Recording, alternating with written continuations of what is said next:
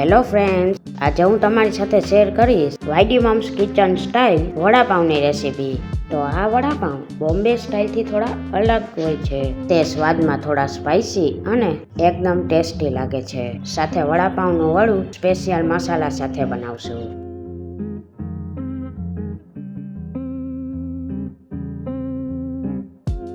તો એકવાર જરૂરથી ટ્રાય કરવા જેવા YD moms kitchen style vada pav બનાવવાનું ચાલુ કરીએ.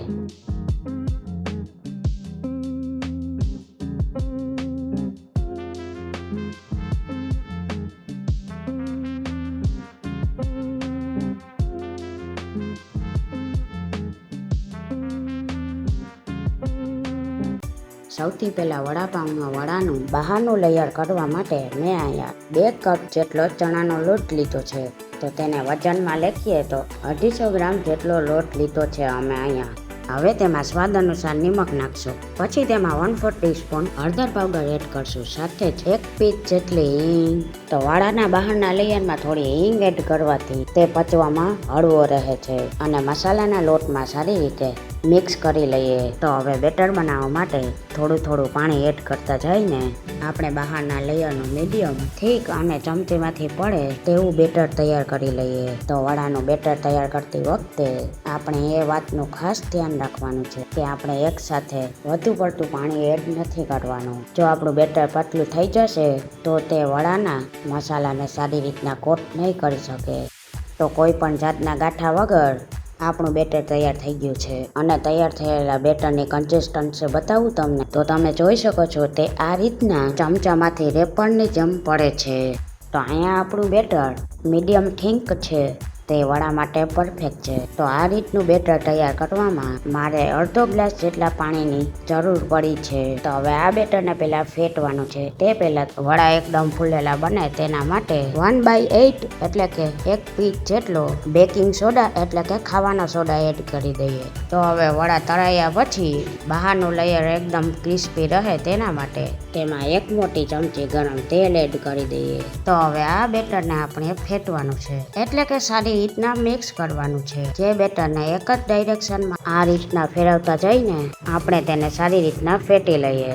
તો બેટરને ફેટવાથી તેમાં હવાના કણ ભરાઈ જાય અને તેનાથી આપણા વડા ફૂલેલા અને બહારથી એકદમ ક્રિસ્પી બને છે. તો લગભગ 3 મિનિટ જેવું થઈ ગયું છે. તમે જોઈ શકો છો આપણું બેટર થોડું ફૂલી પણ ગયું છે, મીન્સ કે તે સારી રીતના ફેટાઈ ગયું છે. તો આપણા વડાના બહારના લેયર માટે ચણાના લોટનું બેટર તૈયાર થઈ ગયું છે. તૈયાર થયેલા આ બેટરને ઢાંકીને 10 મિનિટ માટે રેસ્ટ આપી દઈએ જેથી ચણાનો લોટ સારી રીતના પલળી જાય. તો હવે વડાનો સ્પેશિયલ આપણા કિચનનો મસાલો બનાવી લેશું. તો હવે વડા માટે મેં અહીંયા વજનમાં 1 કિલો જેટલા અને 10 નંગ મીડિયમ સાઇઝના બાફેલા બટેટા લીધેલા છે. તો મેં કુકરમાં બટેટાને બાફીને થોડા ઠંડા કરી લીધા છે જેથી તેમાં મોઇસ્ચરનો ભાગ એટલે કે પાણીનો ભાગ ન રહે. તો બટેટાને સારી રીતના મેશ કરી લઈએ. તો બટેટા સારી રીતના મેશ થઈ ગયા છે અને તેમાં કોઈ પણ જાતના મોટા ભાગ નથી. મસાલાના વઘારની ઝંઝટ વિના વડાપાઉં માટેનો વડાનો મસાલો તૈયાર કરી લેશું. તેના માટે બટેટાના માવામાં પહેલા સૌ પ્રથમ સ્વાદ અનુસાર નિમક એટલે કે મીઠું ઉમેરશું. 1/2 ચમચી લાલ મરચું પાવડર, જે તીખાશ પ્રમાણે તમે વધુ ઓછું કરી શકો છો. 1 ચમચી ધાણા જીરા પાવડર. મસાલામાં મીઠાશ લાવવા માટે 2 ચમચી ખાંડ ઉમેરશું.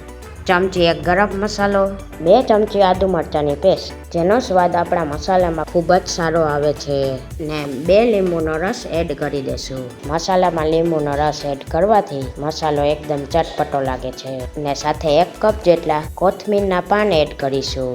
ને બધી જ વસ્તુને સારી રીતના મિક્સ કરી લઈએ. તો આપણો વડાનો મસાલો તૈયાર થઈ ગયો છે ને તે આ રીતનો એકદમ ડ્રાય છે. તો હવે વડા બનાવવા માટે થોડો મસાલો હાથમાં લઈ તેને રાઉન્ડ શેપનો બોલ બનાવી લઈએ અને આ જ રીતના બધા જ બોલ તૈયાર કરી લઈએ. અને વડાના બેટરને જોઈએ તો રેસ્ટ પછી આપણું બેટર સારી રીતના સેટ થઈ ગયું છે અને તેની કન્સિસ્ટન્સી પણ મીડિયમ છે. જો તમને આ સમયે તમારું બેટર થોડું પતલું લાગતું હોય તો 1 થી 2 ચમચી જેટલો ચણાનો લોટ એડ કરી દેજો. અને જો બેટર વધુ પૂરતું જાડું લાગતું હોય તો થોડું પાણી એડ કરીને બેટરને આ રીતના પરફેક્ટ કરી લેજો. તો હવે મસાલામાંથી તૈયાર કરેલા બોલને બેટરમાં એડ કરીને બેટરથી સારી રીતના કોટ કરી લઈએ. તો હવે ગરમ તેલમાં વડાને એડ કરી દઈએ. શરૂઆતમાં આપણે જ્યારે વડાને એડ કરીએ ત્યારે ગેસની ફ્લેમ હાઈ જ રાખવાની. તો તેલમાં આપણા બધા જ વડા એડ થઈ જાય એટલે આપણે ગેસની ફ્લેમ મીડિયમ કરી દેવાની છે. વડાને ચાળાની મદદથી પલટાવતા જઈને ગોલ્ડન બ્રાઉન અને ક્રિસ્પી થાય ત્યાં સુધી તળી લઈએ. તો વડાને તળતી વખતે ગેસની ફ્લેમ મીડિયમ જ રાખવાની હોય છે જેથી અંદર સુધી એકદમ સારી રીતના તળાઈ જાય અને જરા પણ કાચા ન રહે. તો લગભગ 5 મિનિટ જેવું થઈ ગયું છે. તો તમે જોઈ શકો છો વડા બહારથી એકદમ ક્રિસ્પી અને ગોલ્ડન બ્રાઉન થઈ ગયા છે. હવે તળાયેલા વડાને ચારામાં લઈ લઈએ. તો આપણા વડા તૈયાર થઈ ગયા છે ચટપટા મસાલા સાથે. એકવાર આ વડાને જરૂરથી ટ્રાય કરજો, એકદમ ટેસ્ટી લાગે છે. તો બન્યા છે ને આપણા વડાપાઉંના વડા, દેખાતા ક્રિસ્પી. તો એકદમ સ્ટ્રીટ સ્ટાઇલ ટેસ્ટી વડાપાઉંને એસેમ્બલ કરી લઈએ. તો તેના માટે મેં અહીંયા ગ્રીન ચટણી અને ખજૂર આંબલીની મીઠી ચટણી અને લસણની તીખી ચટણી રાખેલી છે. ઘરે ચાટની ચટણી કેવી રીતના બનાવી તેના વિડીયોની લિંક ડિસ્ક્રિપ્શન બોક્સમાં આપેલી છે. તો હવે છરીની મદદથી પાઉંમાં થોડીક સ્લીક લગાવી લઈએ.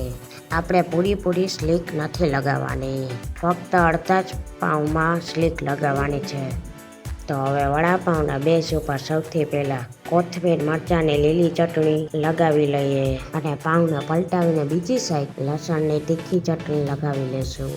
હવે આપણું બહારથી ક્રિસ્પી સોફ્ટ અને ટેસ્ટી વડાને પાઉંમાં રાખી દઈએ અને જરાક હાથની મદદથી પ્રેસ કરીને પાઉંમાં આ રીતે સેટ કરી દઈશું. અને હવે વડાપાઉંમાં સ્વાદ વધારતો એવો આચાર મસાલો ચપટી એક જેટલો વડાપાઉંના વડા ઉપર આ રીતે એડ કરશું. તો YD moms kitchen style vada pav તૈયાર કરવા માટે આપણા વડાપાઉંને તેલ વડે શેકી લેશું.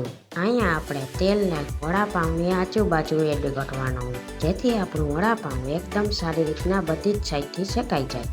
તો આ રીતે પલટાર ઉલટાર કરીને બધી જ સાઈડથી આપણે સારી રીતના શેકી લેશું. તો છે ને એકદમ નવી રીત. તો આ રીતે વડાપાઉં બનાવીને તમે જરૂરથી ટ્રાય કરજો. તો આવી જ રીતે આપણે બધી જ સાઈડથી વડાપાઉંને શેકી લેશું.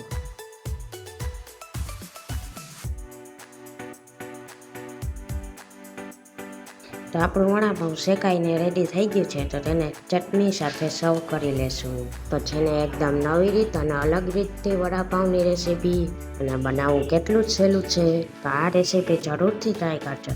જો તમને અમારી આ રેસીપી ગમી હોય તો સબસ્ક્રાઈબ કરવાનું તો ભૂલતા જ નહીં.